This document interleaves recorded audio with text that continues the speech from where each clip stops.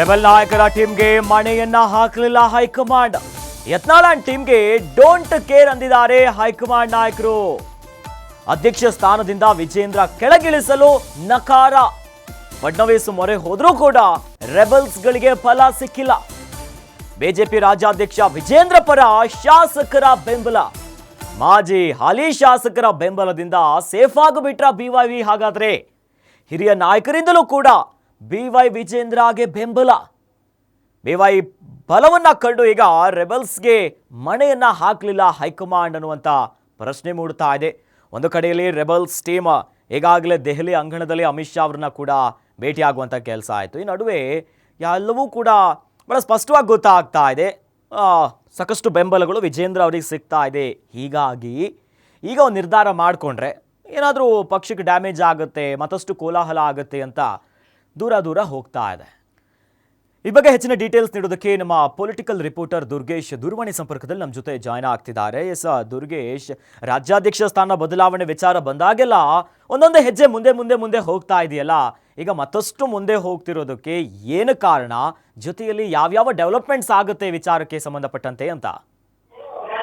ಖಂಡಿತ ಅಖಿಲೇಶ್, ಏನು ರಾಜ್ಯ ರಾಜಕಾರಣದಲ್ಲಿ ಅದರಲ್ಲೂ ಕೂಡ ಬಿಜೆಪಿ ಪಕ್ಷದಲ್ಲಿ ಬಿವೈ ವಿಜೇಂದ್ರ ಅವರನ್ನ ರಾಜ್ಯಾಧ್ಯಕ್ಷ ಸ್ಥಾನದಿಂದ ಕೆಳಗಿಳಿಸಲೇಬೇಕಂತ ಯತ್ನಾಳ್ ಟೀಮ್ ಒಂದು ದೊಡ್ಡ ಹೋರಾಟವನ್ನ ಮಾಡ್ತಾ ಇದೆ. ಅದರ ಜೊತೆಗೆ ಹೈಕಮಾಂಡ್ ನಾಯಕರ ಮನವೊಲಿಸುವ ಕೆಲಸವನ್ನ ಮಾಡ್ತಾ ಇದೆ. ಆದ್ರೆ ಹೈಕಮಾಂಡ್ ನಾಯಕರು ಇವರಿಗೆ ಮಣೆ ಹಾಕ್ತಿದಾರಾ? ಇಲ್ಲ. ಈ ಒಂದು ಬೆಳವಣಿಗೆಗೆ ಕಾರಣ ಆಗ್ತಿರುವಂತದ್ದು ಮೊನ್ನೆ ಅಷ್ಟೇ ಅಮಿತ್ ಶಾ ಅವರು ರಾಜ್ಯಕ್ಕೆ ಬಂದಿದ್ರು. ರಾಜ್ಯಕ್ಕೆ ಬಂದ ನಂತರ ಜನಾರ್ದನ್ ರೆಡ್ಡಿ ಅವರನ್ನ ಭೇಟಿಯಾಗಿದ್ರು.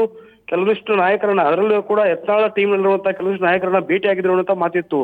ಅರವಿಂದ್ ಲಿಂಬಾವಳಿ ಕೂಡ ಭೇಟಿಯನ್ನ ಮಾಡಿದ್ದಾರೆ. ಕೆಲವೊಂದಿಷ್ಟು ಮಾತ್ರ ಸಾಕ್ಷಿಗಳಿವೆ ಅನ್ನುವಂತ ಮಾತನ್ನ ಹೇಳಿದ್ರು. ಆದ್ರೆ ಸದ್ಯಕ್ಕೆ ಯಾವುದೇ ಬದಲಾವಣೆ ಮಾಡೋದು ಬೇಡ, 3 ತಿಂಗಳವರೆಗೆ ವಿಜೇಂದ್ರ ರಾಜ್ಯಾಧ್ಯಕ್ಷರಾಗಿರ್ಲಿ ಅನ್ನುವಂತ ಮಾತನ್ನ ಹೈಕಮಾಂಡ್ ನಾಯಕರು ಹೇಳಿ ಕಳಿಸಿರುವಂತದ್ದು. ಹೀಗಾಗಿ ರಾಜ್ಯದಲ್ಲಿ ವಿಜೇಂದ್ರ ಸ್ಥಾನ ಭದ್ರವಾಗಿದೆ. 3 ತಿಂಗಳವರೆಗೂ ಕೂಡ ಯಾವುದೇ ಕಾರಣಕ್ಕೂ ಕೂಡ ಯಾವುದೇ ಬದಲಾವಣೆ ಆಗಲ್ಲ. ಅದರ ಜೊತೆಗೆ ಈಗ ಸದ್ಯಕ್ಕೆ ಬಿಬಿಎಂಪಿ ಮತ್ತು ಜಿಲ್ಲಾ ಪಂಚಾಯತ್, ತಾಲೂಕ್ ಪಂಚಾಯತ್ ಚುನಾವಣೆ ಬರೋದ್ರಿಂದ ಯಾವ್ದಾದ್ರೂ ಬದಲಾವಣೆಯನ್ನ ಮಾಡಿದ್ರೆ ಪಕ್ಷಕ್ಕೆ ಡ್ಯಾಮೇಜ್ ಆಗುತ್ತೆ ಅನ್ನೋ ನಿಟ್ಟಿನಲ್ಲೂ ಕೂಡ ಹೈಕಮಾಂಡ್ ನಾಯಕರು ಚಿಂತನೆಯನ್ನು ಮಾಡುವಂತದ್ದು. ಹೀಗಾಗಿ ವಿಜೇಂದ್ರ ಸದ್ಯಕ್ಕೆ ಸೇಫ್ ಆಗಿರೋದಕ್ಕೆ ಕಾರಣ ಕೆಲವೊಂದಿಷ್ಟು ಶಾಸಕರ ಬೆಂಬಲ, ಮಾಜಿ ಶಾಸಕರ ಬೆಂಬಲ, ಹಿರಿಯ ನಾಯಕರ ಬೆಂಬಲ ಎಲ್ಲವೂ ಕೂಡ BS ಯಡಿಯೂರಪ್ಪ, ವಿಜೇಂದ್ರ ಅವರಿಗಿರೋದ್ರಿಂದ ವಿಜೇಂದ್ರ ಅವರ ರಾಜ್ಯಾಧ್ಯಕ್ಷ ಸ್ಥಾನಕ್ಕೆ ಯಾವುದೇ ರೀತಿಯ ಕುತ್ತು ಇಲ್ಲ ಅನ್ನುವಂತ ಮಾಹಿತಿಗಳು ಏನು ಯತ್ನಾಳ್ ಟೀಮ್ ನಿಂದಲೇ ನಮಗೆ ಸಿಕ್ಕಿರುವಂತದ್ದು. ಯಾಕಂದ್ರೆ ಯತ್ನಾಳ್ ಟೀಮ್ ಯಾವತ್ತಿಂದ ಹೋರಾಟ ಮಾಡ್ತಾ ಇದೆ, ಯಡಿಯೂರಪ್ಪ ವಿಜೇಂದ್ರ ವಿರುದ್ಧ ಹೋರಾಟವನ್ನು ನಿರಂತರವಾಗಿ ಮಾಡ್ತಾ ಇದೆ.